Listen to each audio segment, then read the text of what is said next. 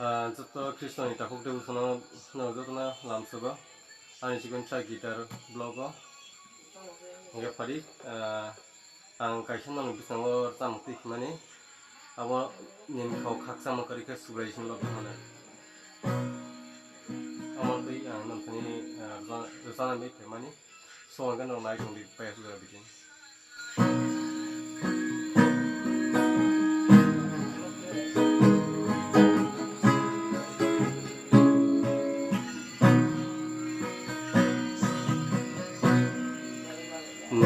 Hãy subscribe